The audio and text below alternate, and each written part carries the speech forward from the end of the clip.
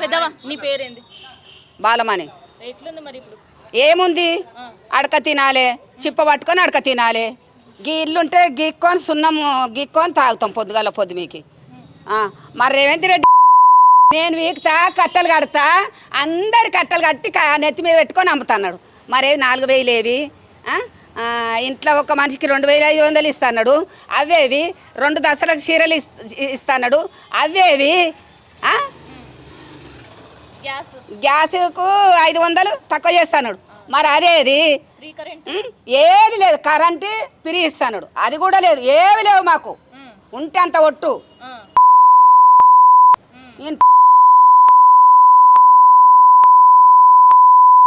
అందరు తింటారే. మా గడ్డి గోపినాథ్ చచ్చిపోతే ఆయన పెళ్ళం వచ్చిర్రు రాత్రి. కేసీఆర్ వచ్చిండు, కేటీఆర్ వచ్చిండు, మళ్ళీ ఇంకొకరు వచ్చిర్రు. ముఖం ఉంది అవనికి పోతుండే. అది చచ్చిపోయింది, ఆయన పెళ్ళం వస్తున్నది. చీరలు ఎందుకు ఇవ్వలేడు? అధికారం లేకుండా సొంతం వచ్చి అందరు ప్రజలకు వచ్చి చీరలు పంచిపోయింది బతుకమ్మ పండుగ. వారం బతుకమ్మ పండుగ ఉందంటే అమ్మ ఆయన మంచి ఇప్పటికున్న చీరలు కట్టుకుంటున్నారు. ఆ చీరలు మరి నువ్వేం చేసిన నాది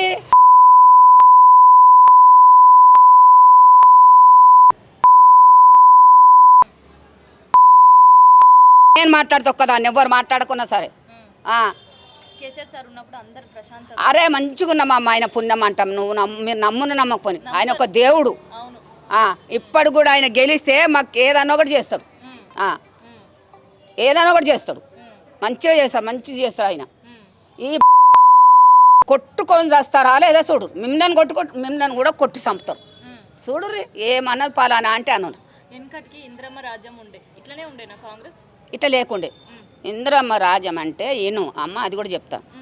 మొత్తం వినాయకరావు నగర్ బోడబండ అంటే గుడిసెలు. వర్షం వస్తే ఉరిస్తే భయం అవుతుండే. నీళ్ళు ఎక్కడ అక్కడ పోయి తెచ్చుకుంటుంటే తాగనీక కానీ బోరింగ్కి పక్కకున్నది. కొట్టి కొట్టి పొద్దున్న దాకా కొట్టాలి, తెల్లందాకా కొట్టుకోవాలి. వాడుకోనిక బట్టలకు, తానాలకు, బాసన్లకు. పెండ రెక్కలు పోను పెండ ఎక్కడ అల్లపురం మీకు తెలుసా తెలియదు. అక్కడ పోయి వేసుకొచ్చుకొని ఈడికే నా కొనదాకా మా ఇల్లు సాన్పేసుకుంటుంటే పిడికెలు కొట్టుకొని కట్టెల పొయ్యి మీద వండుకున్నాం. ఆ జమాన్లో గ్యాస్ నూనె 30 లీటర్ల గ్యాస్ నూనె వస్తుండే, ఇప్పిస్తుండే ఇందిరాగాంధీ. ఆ దీపాలు పెట్టుకొని వంట చేసుకొని 6 అయిందంటే బయటకు వెళ్ళాలంటే భయం అవుతుండే తెలుసా. పొద్దు మీకు 6 అయిందంటే బయటకు వెళ్తే భయం అవుతుండే, పొద్దుగాల 6 అయిందంటే బయటకు వెళ్తే భయం అవుతుండే మాకు. మరి మేము ఎట్లా బతుకొచ్చు మేము? ఇందిరాగాంధీ ఎట్లా కానీ పెట్టిందో పాపం ఆమె కడుపు చల్లగుండి సచ్చి సరగానే ఉంది. ఎందుకు యాడ్ చేస్తున్నాం మేము? చెడ్డగా చేస్తే యాడ్ చేస్తుమా? అట్లా చేసి ఈ గుడిసెలను చూసి పట్టాలిచ్చి, ఆమె సొంతంగా పట్టాలిచ్చి 4,000 4,000కు రూమ్లో అయితే ఏమో 2 రూమ్లు పయకాన బాత్రూమ్ కంపౌండ్ వాళ్ళు అవుతుందా చెప్పండి. మీరు చదువుకున్న వాళ్ళు, నేను చదువుకోలేదు. మా 4,000 ఇచ్చి పట్టాలిచ్చి ఇంటి కట్టించిండు ఆయన. మరి కట్టుకొని ఇప్పుడు ఉంటున్నాం. మరి ఆమెదే ఇల్లు. నువ్వేం చేస్తున్నావు? ఏం చేసిండు రమ్మని ఏం చేసిండు అడుగుతాం.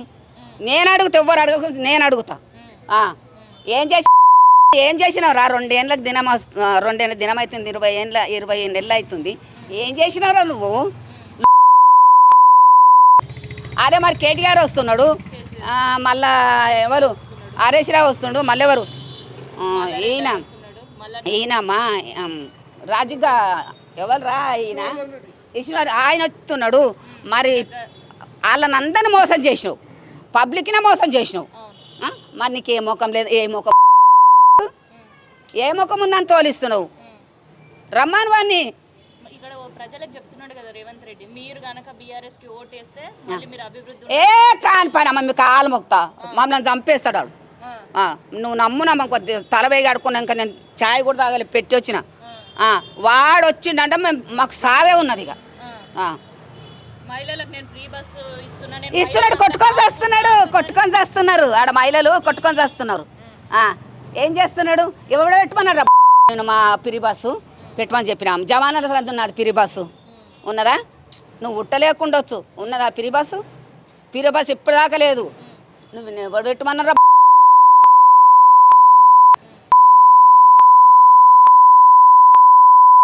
ఎవడు పెట్టమన్నారా పిరి బస్సు కొట్టుకొని వస్తారు ఆడోళ్ళు మొగోళ్ళు కట్ట టికెట్ అంట. పెద్దవా ఇప్పుడు అందరూ కూడా మధ్యతరగతి వాళ్ళు ఇవాళ కష్టం చేసుకుంటారు, ఇవాళ తినేటోళ్ళు.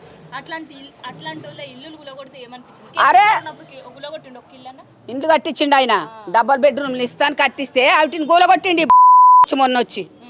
ఏం అవసరం నువ్వు కట్టించినావు? నువ్వు కట్టించినావు గూలగొడతందుకు? వాళ్ళు ఎట్లా బతకాలి? చచ్చిపోయారు కొంతమంది. తెల్లందాక గూల కొట్టించిండు. ఏ మతికరమనని గూల కొట్టిస్తేందుకు?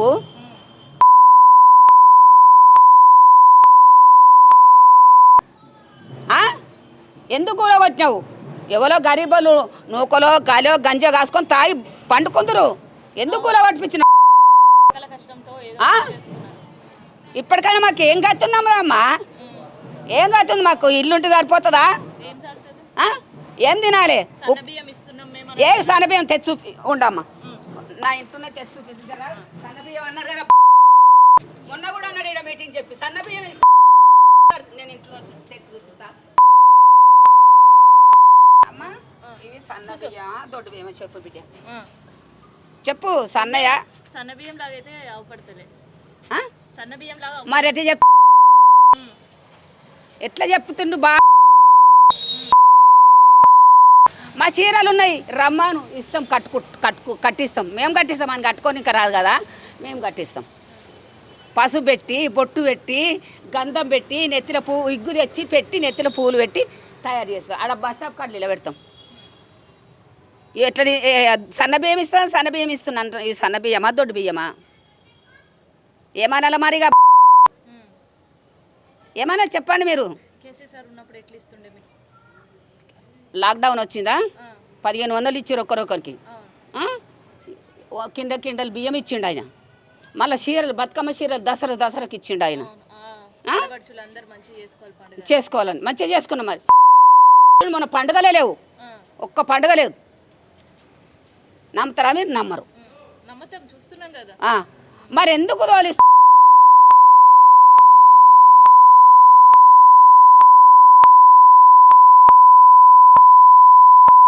నిన్న తోలిస్తున్నాడు.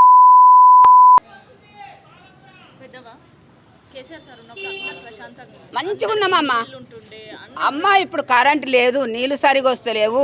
దోమలు అంటే దోమలు. ఎట్లా వండుకోవాలి చెప్పు? నువ్వు వేసిలా వండుకుంటున్నావు, మేము ఎట్లా వండాలి? మేము ఎట్లా వండాలి? దోమలు గర్వంగా సావాలనా? అన్నీ పిరి అన్నావు. ఏం పిరి చేసినావురా? ఏం పిరి చేసినావు? ఏం చేయలేడమ్మా. సత్యంగా చెప్తాను, తలబైగా అన్నీ చేసిండు ఆయన. ఏమి వచ్చినప్పుడు నేను ఇది చేస్తా అది చేస్తా అని చెప్పలేడు ఆయన. చెప్పకుండా అన్నీ చేసిండు మాకు. గరీబోళ్ళకి కానీ ఉన్నోళ్ళకి కానీ లేనిలో కానీ అందరికి చేసిండమ్మా. ఆయన ఒక దేవుడు. ఏది కాదమ్మా, చెప్తున్నా కదా. చీపురులు ఒక చీపురులు ఇప్పలే. ఇంత కష్టపడి తల్లిదండ్రులు చదివిస్తున్నారు, పిల్లగాళ్ళు ఉద్యోగం లేకుండా రోడ్ల మీద తిరుగుతున్నారు. కాదు, వాళ్ళు ఎట్లా బతకాలి ఇప్పుడు అంటే మాదంటే అయిపోయింది. ఇప్పుడు మీ బతికేం కావాలి? మీ ఇప్పుడు ఒకవేళ నీకు మ్యారేజ్ అవుతుంది, పిల్లలు అవుతారు. మీ పిల్లల బతుకు మీ బతుకేం కావాలి? జాబు లేవు. ఏడున్నాయి జాబులు? ఇప్పిమని చూస్తా. ఇప్పిమానమ్మా జాబులు అని కాలు మొక్తాం జాబులు ఇప్పిస్తే.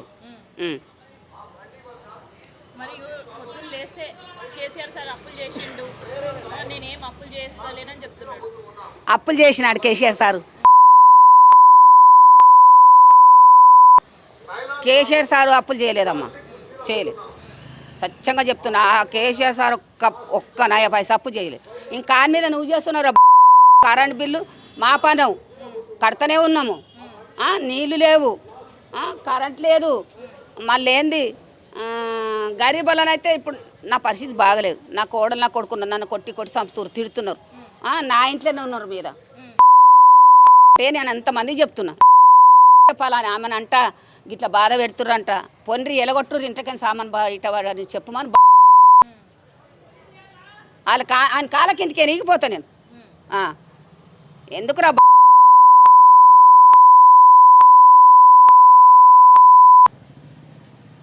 ప్రతిసారి కేసీఆర్ సార్ని కాంగ్రెస్ వాళ్ళు తిడుతుంటే ఏమనిపిస్తుంది అమ్మా? అసలు ఇప్పుడు ఉన్న కాంగ్రెస్ ఇంద్రమరాజ్యమేనా? ఇట్లా అవుపిస్తుందా? ఇందిరమ్మ రాజ్యం అంటే అప్పట్లో ఇండ్లు కట్టక ముందు ఉండే అమ్మ. ఇప్పుడు కాదు. ఇప్పుడు ఉన్నదో కాదో ఇక నాకు తెలియదు, నేను తెలియదు ఎట్టు చెప్పాలమ్మా. ఇక్కడ ఇప్పుడు కాంగ్రెస్ ప్రభుత్వం ఉంది అంటే అది ఇంద్రమ్మ రాజ్యమే అని చెప్తున్నారు. అవును, మరి ఇందిరమ్మ రాజ్యమే. మరి ఇల్లు లేకుండే గుడిసెలు ఉండే ఉరుస్తుండే. అట్లనే చూసుకుంటాం. ఇంద్రమ్మ అప్పుడు ఎట్లయితే జనాలను చూసుకుందో మేము కూడా ఇప్పుడు అట్లనే. చూడడమ్మా, మీ కాలు మొక్త వాడు చూడడు అంటే చూడు. ఏందంటే వాని మనసులు ఎట్లుందంటే, నేను వస్తే గెలిస్తే జీనాభం చంపుక తింటా, అందరిని దోసుక తింటా, నేను గడ్డకెక్తా అని ఉన్నది. ఆయన మనసులో నిండున్నది.